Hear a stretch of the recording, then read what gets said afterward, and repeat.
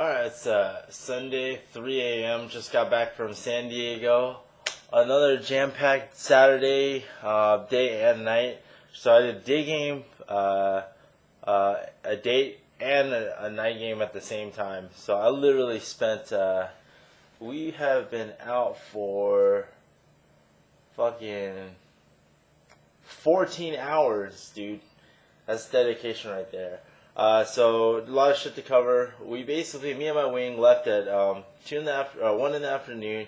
Got to San Diego. We went to that tofu house again because I wanted to talk to that girl that worked there. I had that Insta date 3 weeks ago, and she's like always busy. So I was like, the only time I could talk to her was like while she was at work. So went in, dude. As soon we walked into the restaurant, and my freaking wing starts opening this fucking Turkish girl sitting outside, and he's not at the point where he's comfortable doing direct opener. He's still doing like, "Hey man, those shoes are really cool. Where'd you get those shoes?" So I'm already inside, and the girl I was talking to, she was like, "Why is your friend hitting on that girl?" She kind of had an idea like what we're up to, but whatever. So we kind of just ate and chatted, and I kind of teased her a little bit. I'm like, "Hey, what are you doing? We should hang out." She was okay with it, and I was, she said she's gonna go to the gym, and I was like, "Are you gonna take another hour to put on makeup?" Because it took her a really long time last time when we had the Insta date, and I was like, "You don't have to impress me. I'm already impressed." That was a great line. I don't know who I learned it from, but so she was like, "Fine."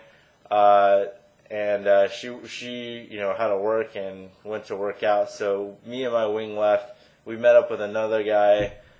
We just did some day game at the Fashion Valley again. San Diego seems to have a good place for everything. And so I had a really good set there. Only going to talk about the notable ones. So one of the set was a police girl. Oh, she's not really a police. She's studying to be criminal justice. And she's like a security guard at the mall, and she's got like this police hat.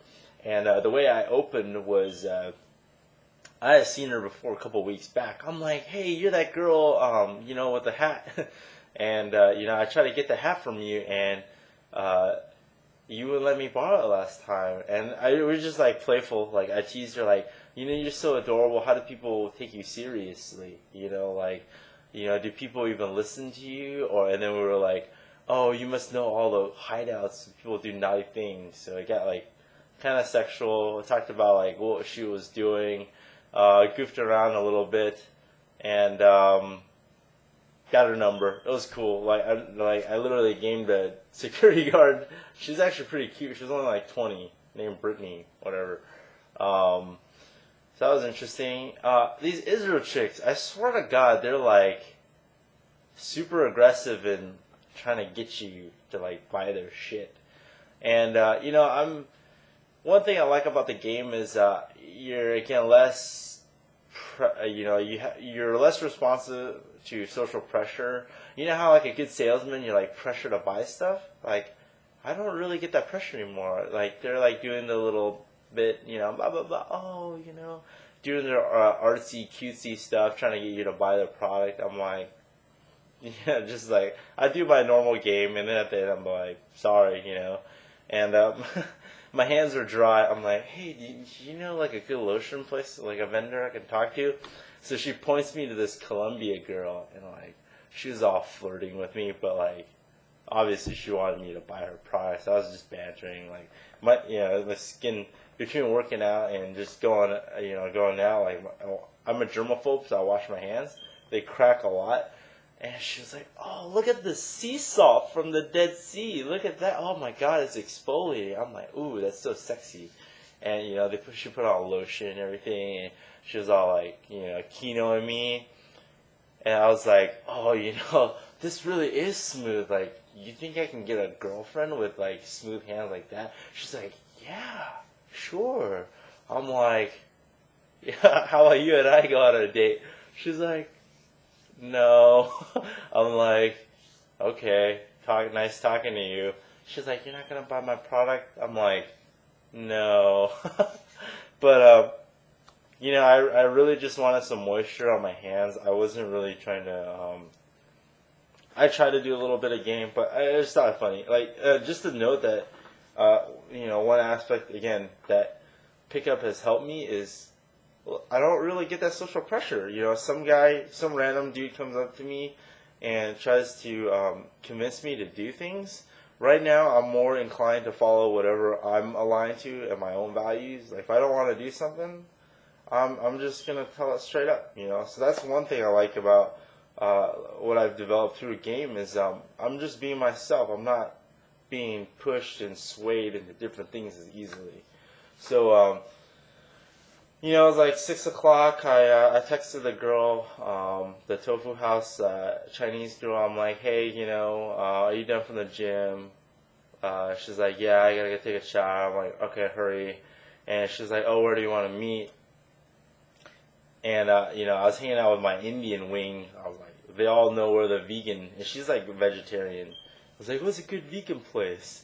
She's like, oh, there's a place called the Loving Hut. Kind of sexual, but has nothing to do with love or hut. It's like a square building with just vegan food. So I took her there. It was really good. Oh yeah, she met one of her friends there who's Chinese, so she was talking Chinese, and I busted out my Chinese skills, and she was like really into that.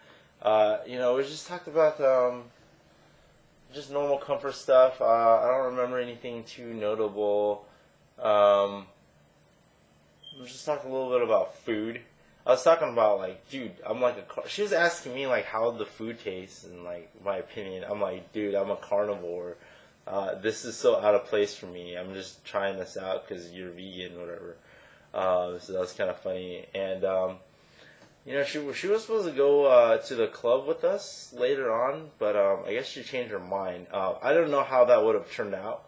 That she's pretty conservative. Like if I took her to the club, I don't know what would happen. She would definitely know what's going on because like me and all my friends would be just like opening sets.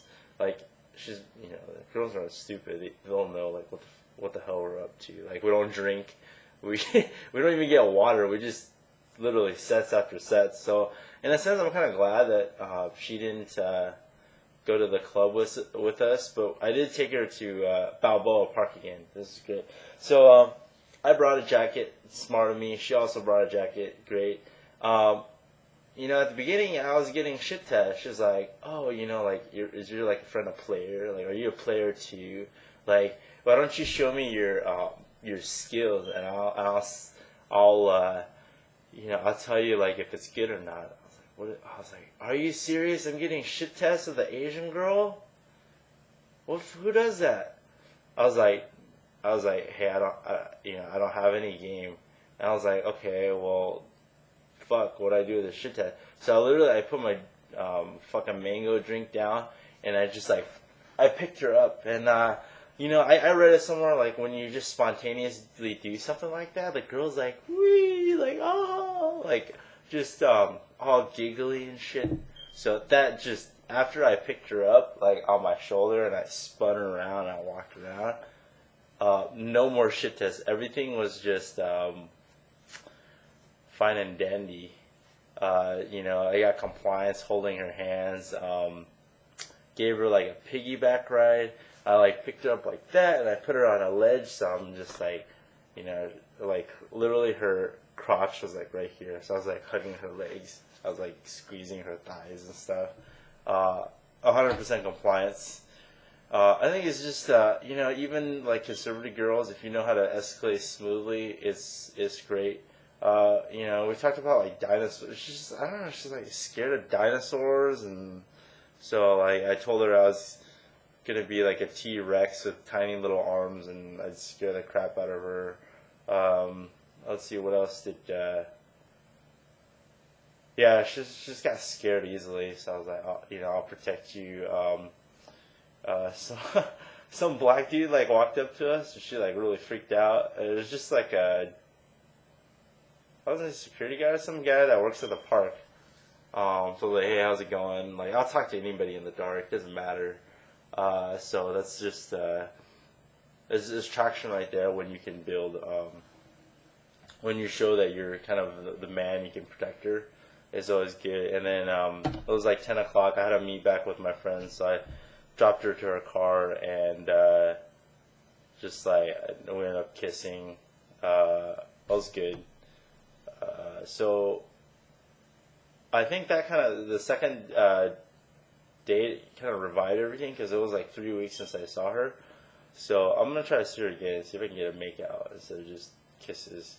But so that was really cool. I think that was a success. And then we ended up going to Andaz club again, and did I think 4 noticeable sets. I was kind of just fucking around.